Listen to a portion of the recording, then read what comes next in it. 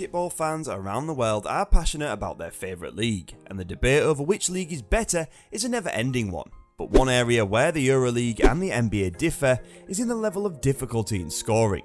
In this video, we'll examine the factors that make scoring more challenging in the Euroleague and compare them to the NBA. So whether you're a die-hard fan of the NBA or you're curious about the Euroleague, this video is for you.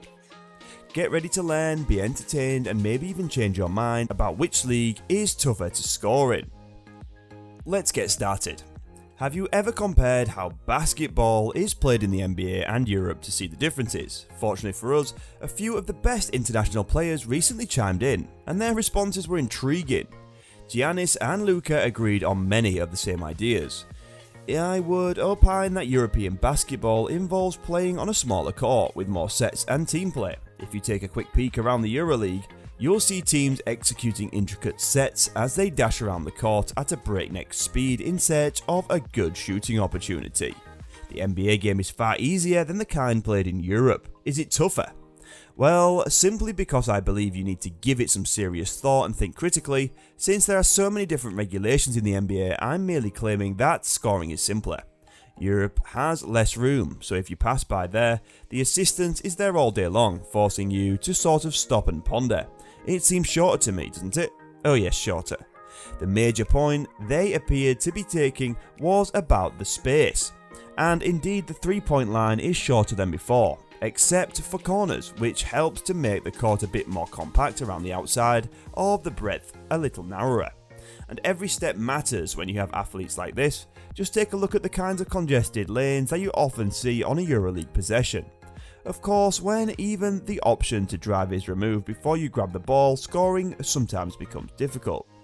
Other rule variations have a significant influence, such as the absence of defensive 3-second violations that exist in the NBA.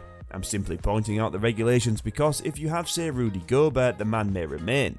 He has 3 seconds to defend in the paint whatever he wants. As a result, you may easily score more than 10 points. To determine how much more difficult it truly is to score, I decided to extensively examine some of the greatest scorers in the Euroleague. And you'll see a significant difference if you look at the leaders in points per game and contrast them with the NBA. But let's not overlook the fact that Euroleague games are 8 minutes shorter, which is a major factor in this. In basketball, that's an eternity and it lowers their productivity. The statistics are still much behind their NBA equivalents, even after utilising per 36 to adjust. Dwayne Bacon employs a style of play similar to that of high-usage NBA players, and in this instance the defensive centre is showing ignoring his man to remain stationary in the middle of the lane, where he may force a turnover from Bacon. The Euroleague defence would also often jump to the ball from one pass. The opposition has 2 big men waiting in the paint for as long as they want, leaving Nate Walters, a 39% shooter, uncovered. Because of this, Bacon must take a disputed runner through contact and he fails miserably. The ball handler isn't always immediately impacted by the absence of defensive 3 seconds. Like other NBA players, Mike James is a player who moves the ball around a lot, yet sometimes the offensive obstructs him by moving too much after the first cut.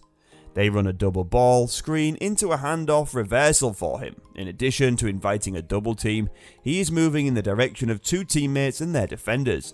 A full speed one-footed runner emerges from his exquisite shot fake off the dribble to finish. For only 2 points, it's a lot of labour.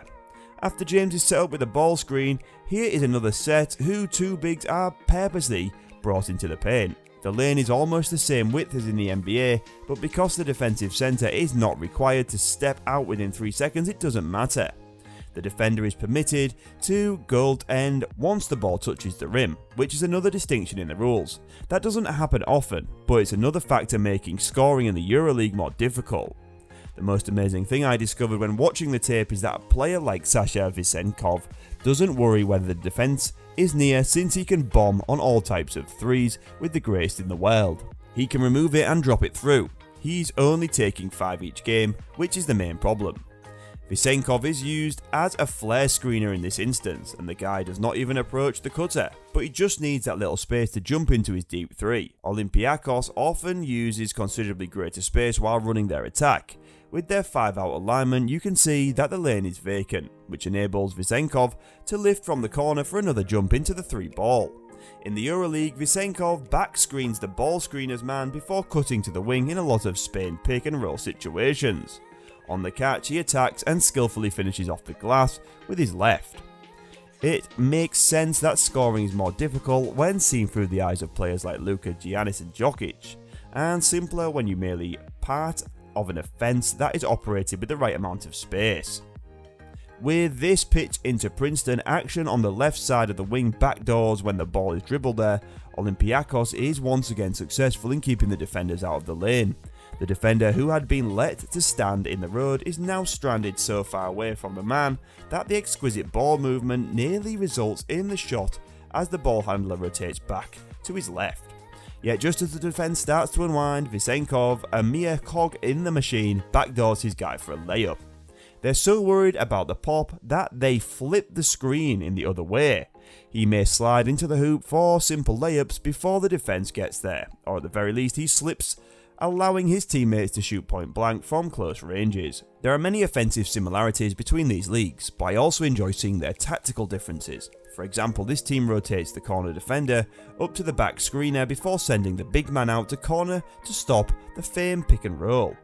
Additionally, to prevent the big man from staying in the lane for too long, they cut the guard through to back screen the health rotation out of the way so the pick and roll ball handler can't get T. It's noteworthy to note that in heliocentric offense, athletes that like ball handling tend to beat the sun.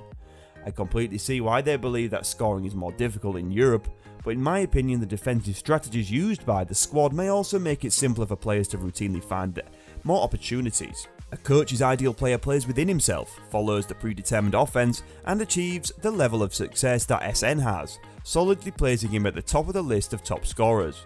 We hope you found it informative and engaging. Now we want to hear from you. What are your thoughts on the topic? Do you agree or disagree with the points made in the video? Are there any other factors you think contribute to the difficulty of scoring in Euroleague compared to the NBA? Let us know in the comments, and if you enjoyed the video be sure to give it a thumbs up and subscribe. Thanks again for tuning in, we look forward to hearing your thoughts.